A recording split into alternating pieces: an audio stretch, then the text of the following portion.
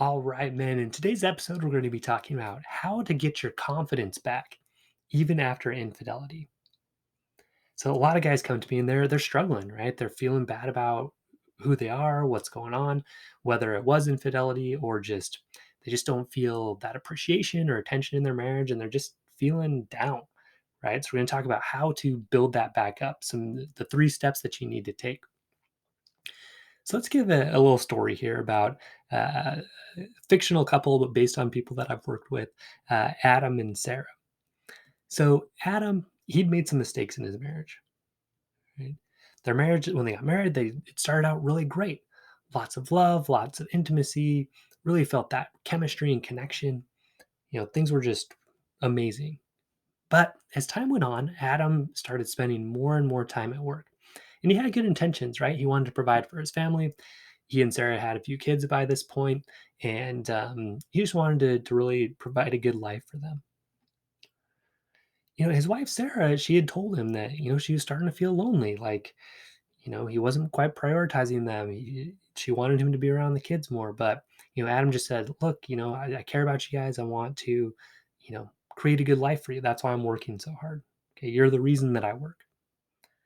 So, and that really she should be grateful for the work that he was doing. Didn't he provide her a nice house? Didn't he, get the kids so they could go to private school? Didn't he do all this? Sarah, though, she said, "Yeah, I do appreciate that." But she started feeling more and more distant. And the way that showed up was a lack of intimacy. There wasn't, their sex life really took a dive because of all this that was happening. So Adam, he started getting upset. He started to feel unappreciated, unloved. He wasn't very happy. Here he was putting all this work in and, you know, wasn't getting anything out of it at home, is how he felt. So Adam, he started talking to some people at work, found a girl that he started talking to about his marriage troubles. She was really comforting and wow, she doesn't appreciate all the hard work you do. That attraction turned into something physical and Adam ended up having an affair. And Sarah ended up finding out. So at this point, Adam and Sarah, they both felt awful. Okay. Their self confidence had been rocked big time. So on Adam's side, right, he's feeling awful. He knew he had let down his wife and his children, right? He felt that very deeply. He had never wanted to be that guy. He hadn't wanted to do that to his family. He saw the pain that he caused them, right? Now, at first, he did something that a lot of guys do, which is try to get away from that pain, not try to understand it very well in his wife, just kind of pulled away, didn't spend much time with his wife or kids because he knew he'd hurt them, which is a mistake, but it's a common thing that guys do. And it has to do with this lack of confidence, lack of understanding, right? He also felt isolated from his friends, from his family, from church. He thought everybody was looking at him, everybody thought badly of him, so he didn't really want to be around people very much. He felt unworthy. He felt dirty in front of God, right? He kind of started cutting off that relationship with God because, why would God want to hear from him or want to help him when he'd done something so bad? Sometimes he felt bad, so bad he'd lash out in anger, right? Like he was so down, he just felt angry at himself and at God, and that would sometimes come out at his wife and kids, and then he'd feel even worse about it. And really, he just wasn't sure who he even was anymore. And really, guys, that's at the core of self confidence is being sure about who you are and what you're doing in life. And he had really lost that at this point. So on Sarah's side, she felt angry, right? She felt angry at Adam for what he'd done. Okay, she felt very betrayed. Like, how could he do this to me? She also felt lonely. This was the guy that was supposed to be there to support her, and here he was with another woman and setting a bad example for the kids.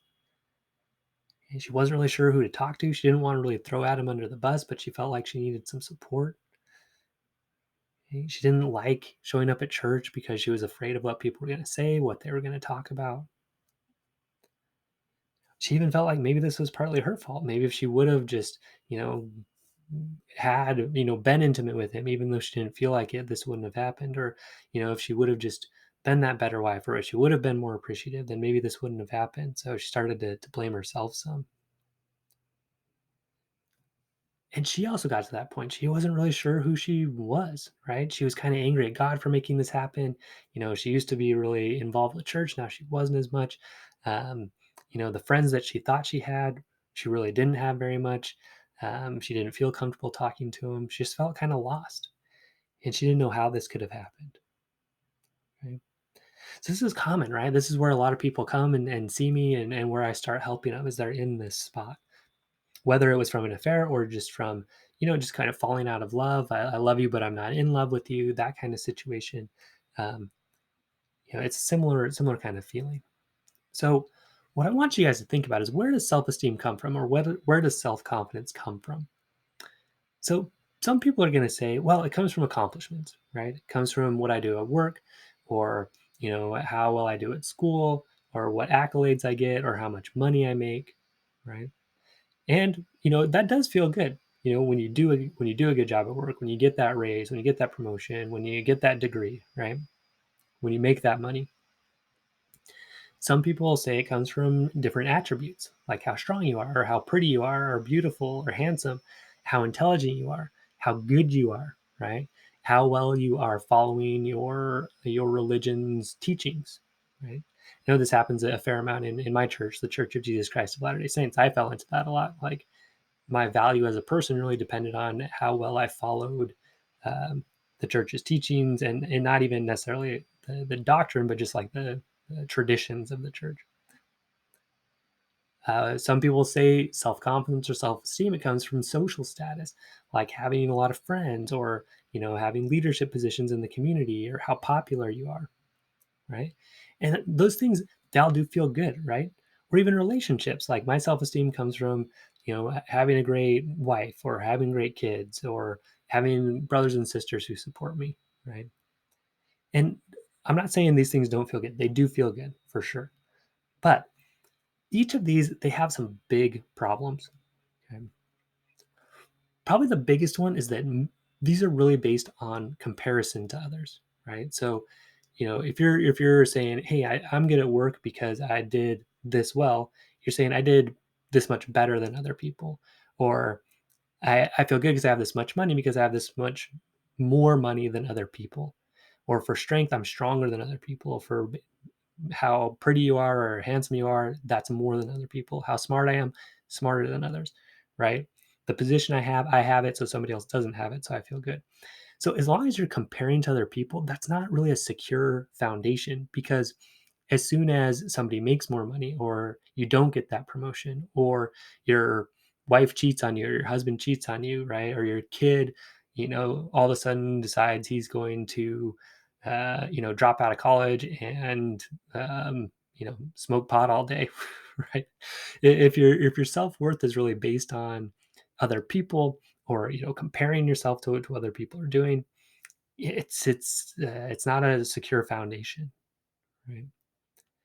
It relies on other people to give you a sense of self-worth, whether that's directly or indirectly, right? In our marriage, sometimes we really kind of depend on our spouse to give us that sense of self-worth. That's what gets us into a lot of trouble. And I've addressed that in some other videos and episodes, and I'll continue to talk about that as we go. So again, these foundations, they're not secure. And Adam and Sarah, that's where they were living, right? They were kind of basing their Adam was kind of basing his self-worth on his accomplishments. um, Sarah was kind of basing hers on how supported she was by Adam, right? She kind of got rocked by that and by her family. Okay, when that went away, she really didn't have a secure sense of self. So if those aren't it, if that's not where you're going to get your sense of self-esteem and self-confidence, where is it? Okay. So the first place you want to look to is remembering this. Okay. Remembering that your worth as a person, your value as a person, is infinite. It cannot be changed. No matter what you do, no matter what people do to you, that worth cannot change. It's infinite. Okay. For a lot of people, including myself, we can base this in the fact that we are children of God, right? So as a child of God, wow, this person, this being that created the world, that has infinite power, we're his child. So because of that, that's incredible, right? We have infinite worth, we have infinite potential. We can accomplish anything. We can feel that value within us, right?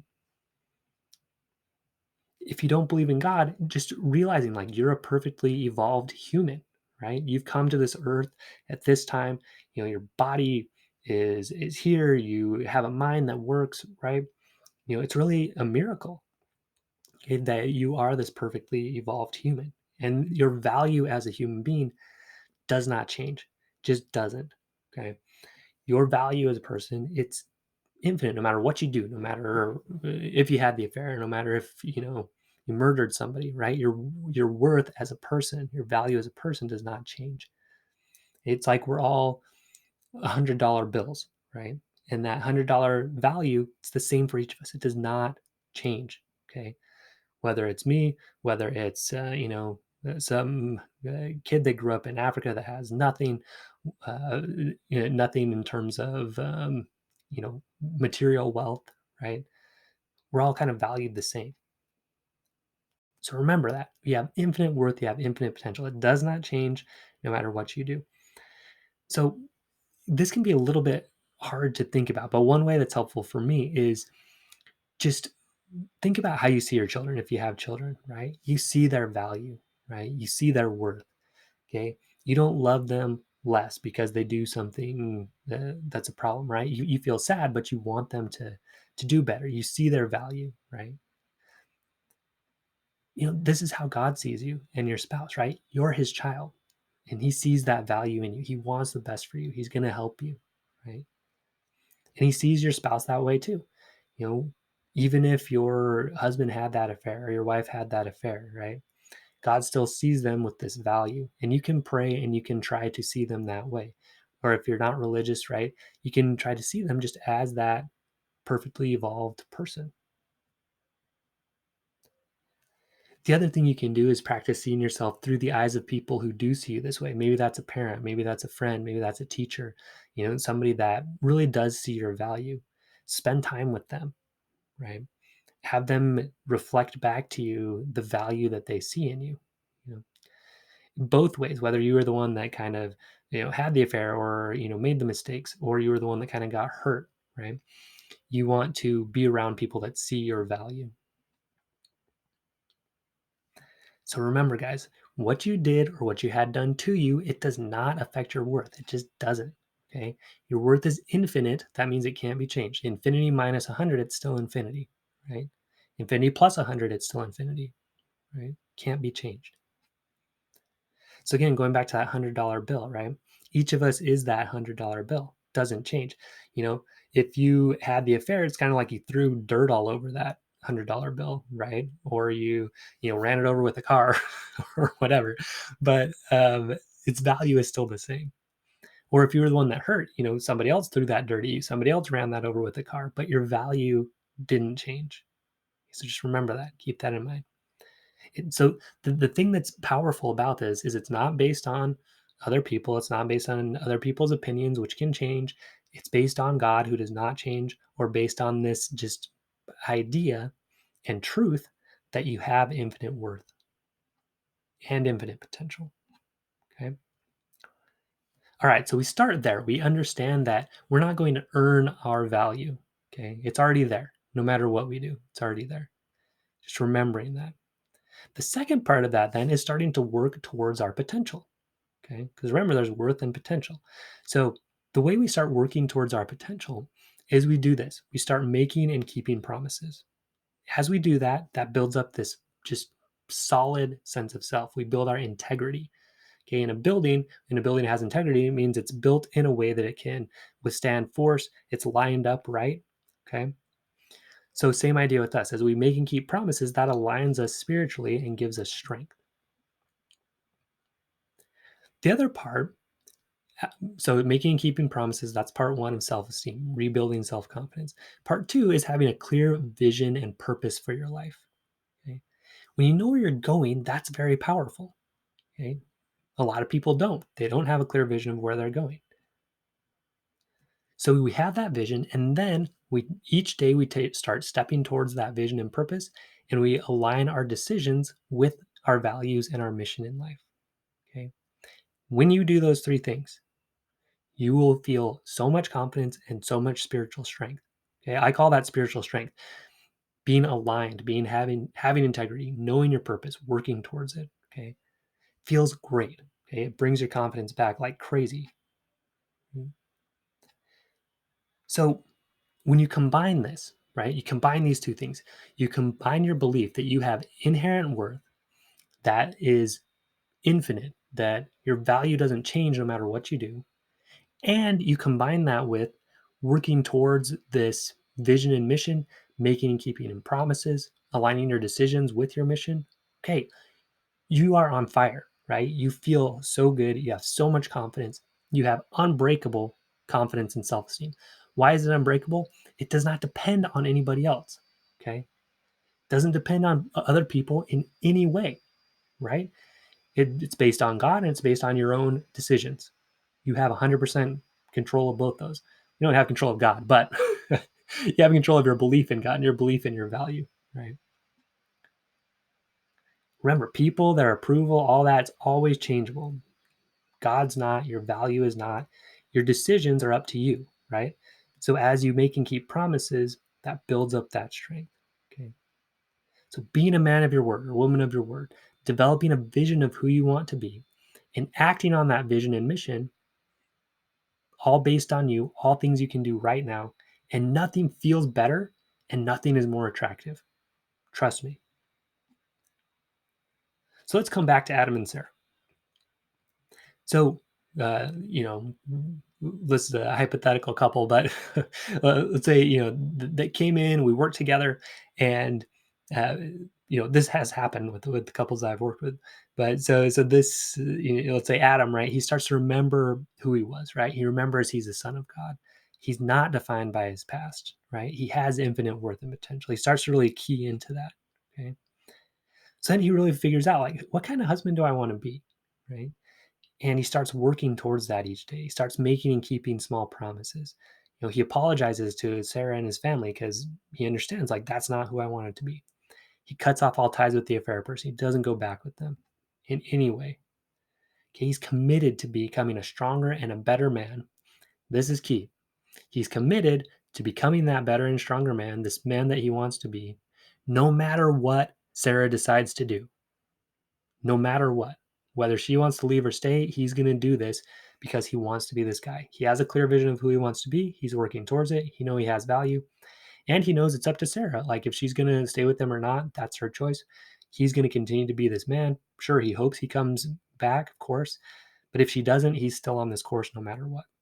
This is the key, right? It's not dependent on Sarah anymore. It's dependent on himself, on Adam, on him aligning his mission and working towards that, working towards being that better man no matter what. Okay. So he set that vision, he worked towards it. He started to feel strong. He started to feel confident again. He started to feel attractive again. Okay. He wasn't always, on the ground, begging, saying, I'll do anything for you, Sarah. Just let me back. Right. No, he said, I'm sorry for what I did. And I'm working towards being a better man.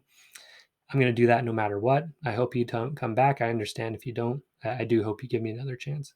Right. So Sarah, on her part, she remembered that Adam's decision did not affect her value as a person. Okay. She realized that was on him. Sure, there are things I could have done better in the marriage.